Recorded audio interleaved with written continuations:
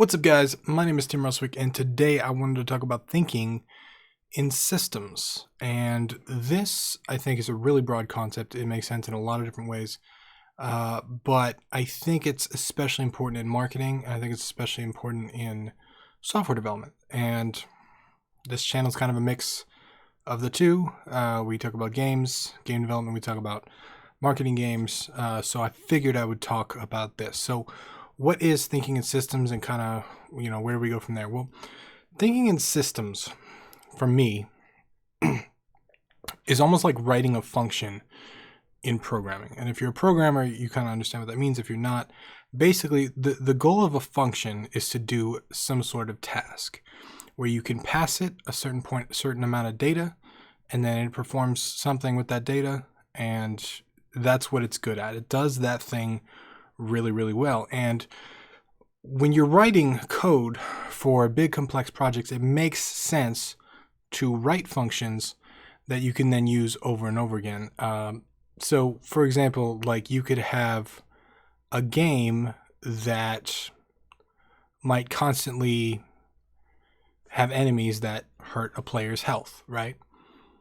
But let's say a bunch of things happen every time your player gets hit by an enemy. Let's say they lose health, they flash a little bit, their visual UI goes down a tiny bit to represent their health.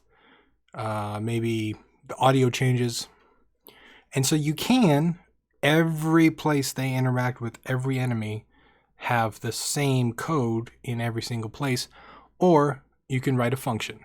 You can write a function to do that. You can say, okay, all I have to do is call this player hit, the function, and then pass it, hit for 5 points of damage or 10 points of damage. And then that function will take care of the rest.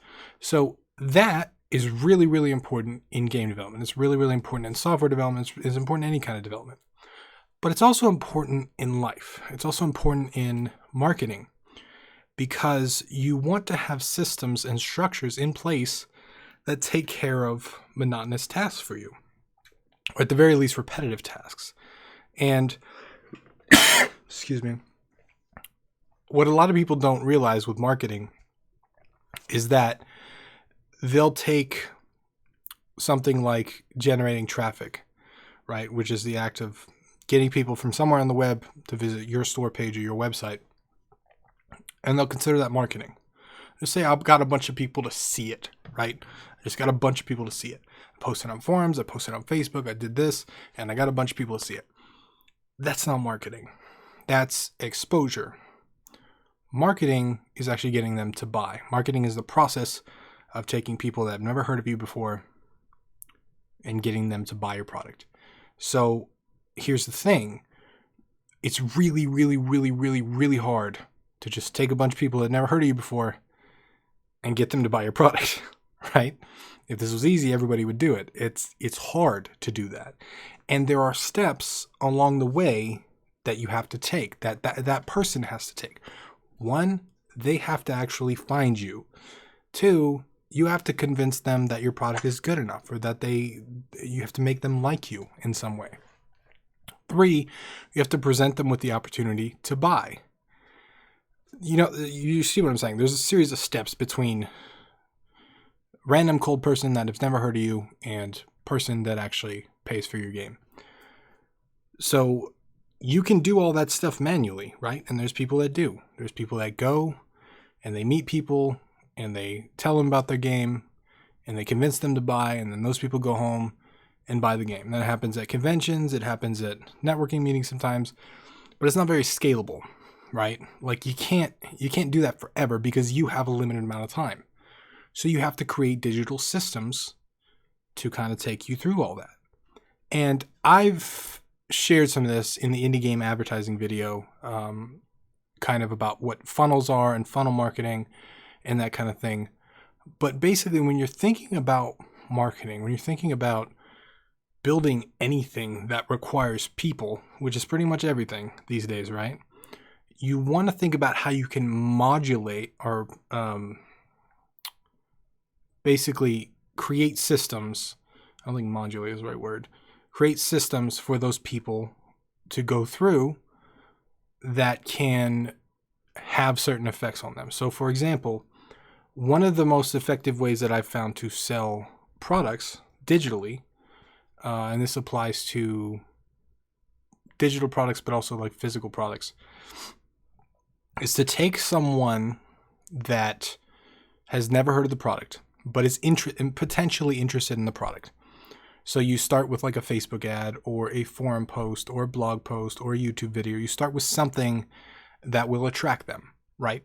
So if we're selling, I don't know, supplements, because I've sold a lot of supplements. I did a lot of work in the fitness industry. Ironic, I know. But one of the things that you can do is you can post a video online and you can say, hey, 10 ways that, you know, you can improve your body with supplements or whatever. People that are interested in supplements are going to click on that video. Then you would send them to a link and just say, if you're interested in more stuff like this, you can get a free PDF or free download. If you're working on a game, it'd be a free demo or early access or, you know, whatever it is you have to offer. That person will then apply for that. They would give their name and email to that thing, and then they would be on an email list. And the beautiful thing about email lists is you can create things called autoresponders. And autoresponders are basically emails that get sent out automatically over time. So you can have one day after they sign up, 3 days after they sign up, 5 days after they sign up. And they get these emails, and then they learn about your product, right? So they learn about you, they learn about your company, they learn about cool things, and you can send them cool content to, you know, kind of help along with the transition of getting to know you, because people don't buy things from people they don't like or companies they don't like. So getting across that barrier from a person that has no idea who you are to a company that I like and I trust is difficult, but you can do that over time with autoresponders. And then you can have in the autoresponder sequence an email that pitches them on the product.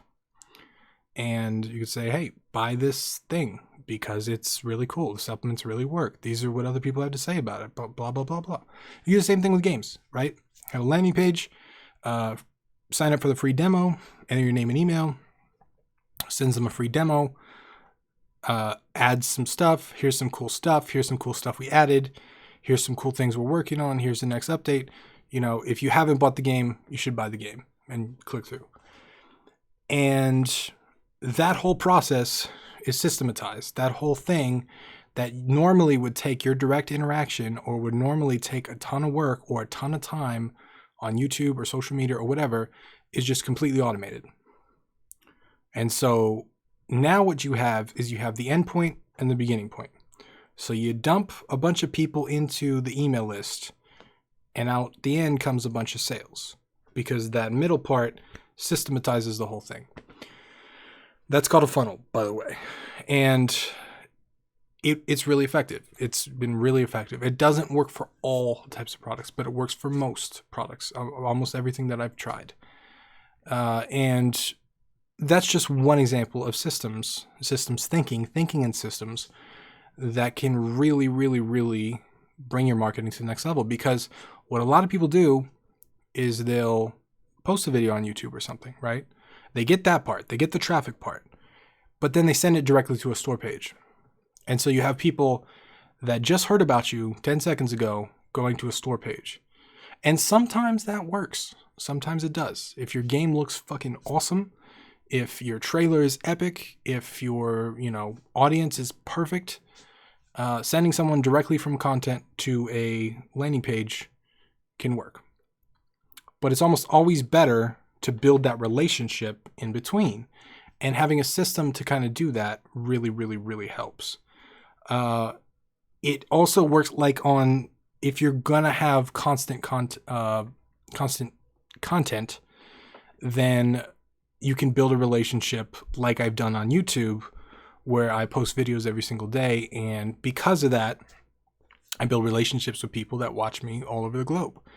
And it's effective in that sense because they watch me every single day. They get to know me. They see my face. They hear my voice, and they feel like they know me. So I'm building a relationship with these people. And when I launched something like Game Dev Underground Elite, I had a bunch of people wanting to join already because I spent all that time building the audience. But that took a lot of work. It took 10 months of daily videos, even longer. If we talk about Game Dev Underground back in the day, I started Game Dev Underground in 2013.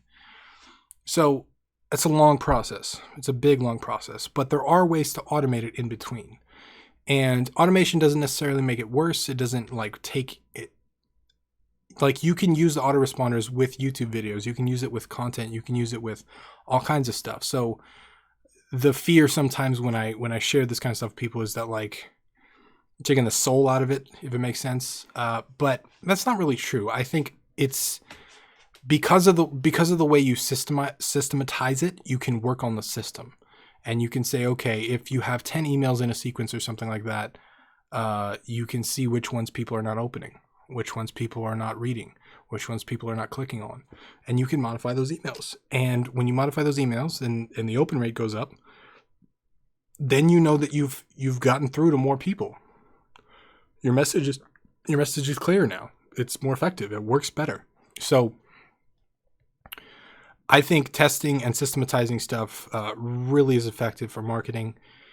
I think it's effective for anything that you do. Anything that you do repeatedly, you should find a way to systematize or write a function for. If it's in programming, if you got any block of code that you write over and over again, you need to reevaluate how you're writing code.